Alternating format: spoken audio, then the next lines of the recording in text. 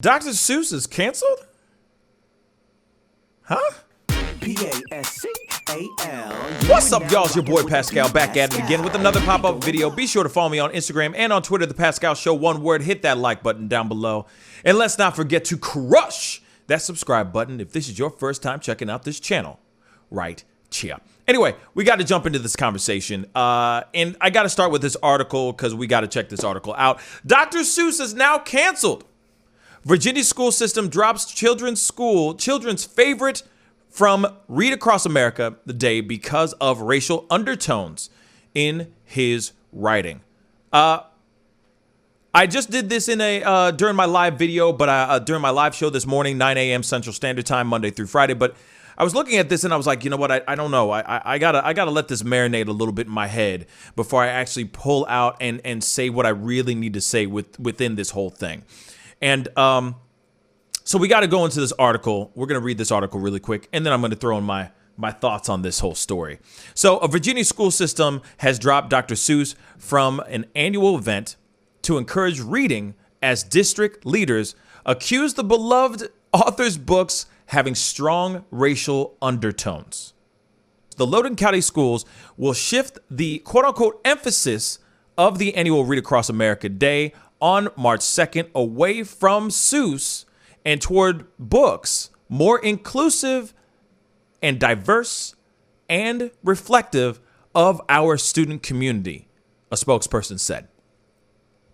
Seuss, whose real name is Theodor Geisel, had been the face of the annual Read Across America Day for more than 20 years. And a report has accused his children's stories of featuring orientalism, anti-blackness, and white supremacy.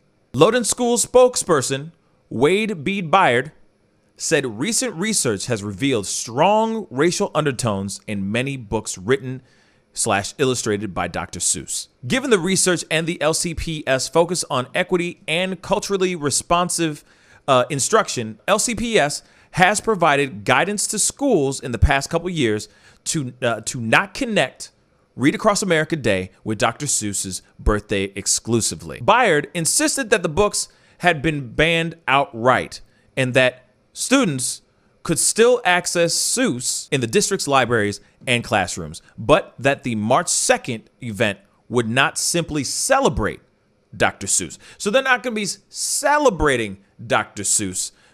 It won't be one of the forefront. I'm sure it'll still be involved or a part of the list, but they're not going to be pushed. They're not going to be pushing Dr. Seuss out there. His comments come following a 2019 report called "The Cat is Out of the Bag: Orientalism, Anti-Blackness, and White Supremacy in Dr. Seuss's Children's Books." And if you guys don't know what Dr. Seuss looks like, there he is in all of his glory. And of course, he is no longer with us, of course, but there he is. You know what I mean? The Cat in the Hat, Green Eggs and Ham. I mean, this guy's done a lot of iconic children's books. A lot of us grew up on these books. Let's just say that. Now, they're saying that the report states that white supremacy is seen through the centering of whiteness and white characters who comprise 98%, that is 2,195 characters of all his characters in all of his books. And notably, every character of color is male. Males of color are only presented in subservient or dehumanized roles. This also remains true in their relation to white characters. Most startling is the complete invisibility and the absence of women and girls of color across Seuss's entire children's book collection.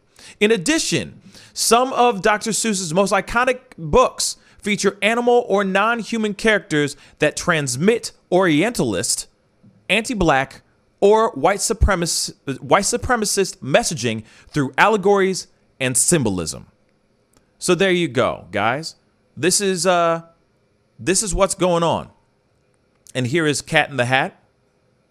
So you guys can take a look. Dr. Seuss. You know what I'm saying? The Grinch. Okay, so here it is, y'all. This is a tough one, y'all.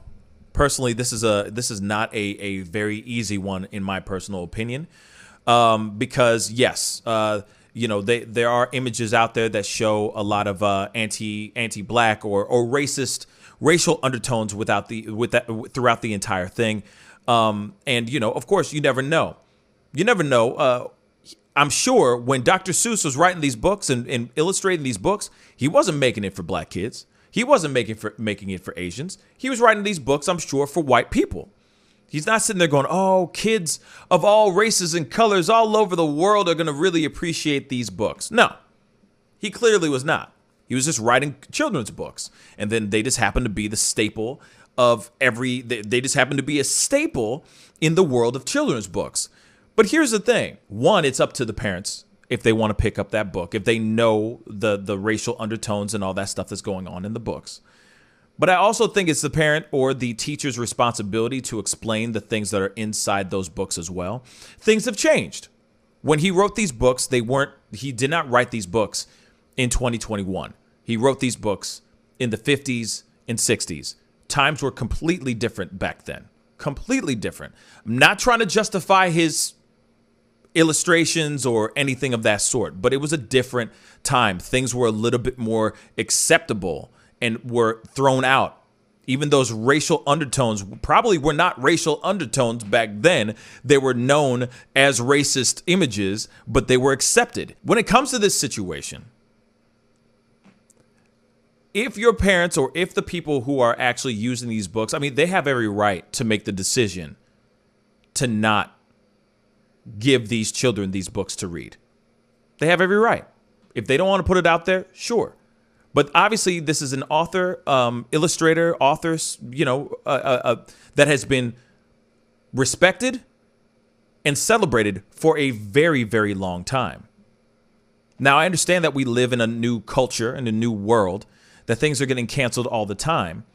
But there gets to a point where it's like, hey, when are we going to realize that these are parts of our history that need to be known? Doesn't mean that they should be canceled, but maybe there's a new approach to the material. I'm not talking about putting a disclaimer in front of Muppet Babies or something like that, or the Muppet Show or something like that. I'm talking about like maybe being able to explain certain things so that children understand what they're reading when they're reading it. What about all these other books, these other iconic books? Let's just use one for example. One for example, Huckleberry Finn. That is a staple book that we all had to read in school. So they say the N-word Jim throughout the entire book.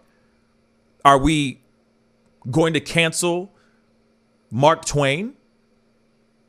Or are we going to cancel Huckleberry Finn because of said thing? Or do we talk about it, bring it up, and talk about said material so that the children who are reading those books understand fully of what's going on, the history behind the imagery, the words, etc.? I feel that cutting it out completely is one thing. But being able to approach it and talk about it, use it as a speaking point, as a teachable moment, is another. If we automatically get rid of, let's say, Dr. Seuss, then what's next?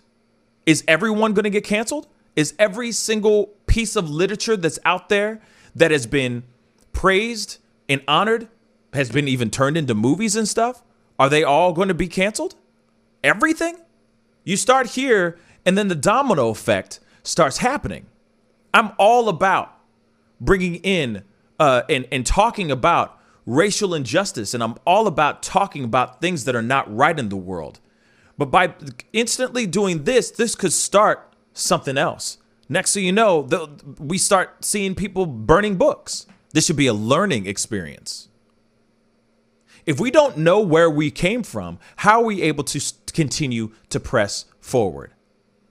How are we supposed to know who we are right now without being able to see who we were in the past? I think it's important to know that, okay, Dr. Seuss had books, wrote books that had a lot of racism in them, for sure. But then here it is. This is an opportunity now. Not only don't cancel Dr. Seuss, but this is an opportunity to say, okay, other children book writers, other children book authors out there, start writing new stuff that become the new classics that show diversity without hitting it over their heads, that show just good children books. But we can't move forward if we don't know where we were in the past. If we start destroying this, next thing you know, it's like I said, a domino effect. There'll be book burnings in the middle of the town square, and it just turns into a cluster F. And we don't need that, y'all. We don't need that. Now, I understand that, them not putting him out in the forefront, but at the same time, I feel like maybe they put him out in the forefront, but then they discuss his history. They discuss the imagery. This is an opportunity to teach the children, not run them away from the material and hide them from it. When are we going to have these children be tough and toughen them up and let them realize that this world was different and the world is changing and the world still is like this? These racial undertones are still happening to this day. A lot of these kids need to understand how the world works instead of just getting a participation award. So when are we going to let the children know the full truth? We can actually talk to these children and let them know what's going on, educate these children, rather than hiding material from them when they're going to eventually see that material anyway. So I don't agree with this whole canceling of Dr. Seuss, but I do feel that I do understand maybe not putting him out there in the forefront. Maybe he's not the one that they honor and all that stuff. But like I said, this could be something that could turn into a forum or a piece that they talk about in class and teach the children about Dr. Seuss and what his imagery was about and what these racial undertones are. Talking to the children about this stuff rather than running away from it. Like I said, the world is a lot more harsh than what's in that book. Anyway, comment down below. Let me know what your thoughts are. This one was a tough one. You know what I mean? Because a part of me wants to sit there and go, damn right, cancel it, be done. But then I also think about, well, then if it's that book, then it's going to be so many other books. So many. And I keep thinking, why not turn it into something where the kids can actually learn from it? More than just a book that they read and it's a classic and they learn it and all that stuff, but maybe turning it into something that they can learn about racism, race, etc. So that they understand things a little bit more instead of them just reading the book and moving on. You know what I'm saying? Then also at the same time, you got children out here that are reading the book that are too young to even understand any of it in the first place. Let's keep it real, to understand race and all that. But at the same time, maybe it's who am I to say how smart your child is? If you're able to speak on something and speak to them about something, I mean, why the hell not? Why the hell not? I don't see any wrong with it, But I can see this being a domino effect, and then next thing you know, where do we get more material?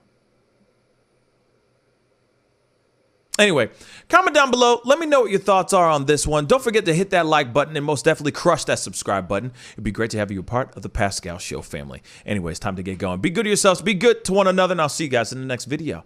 This is the Pascal Show. Bye.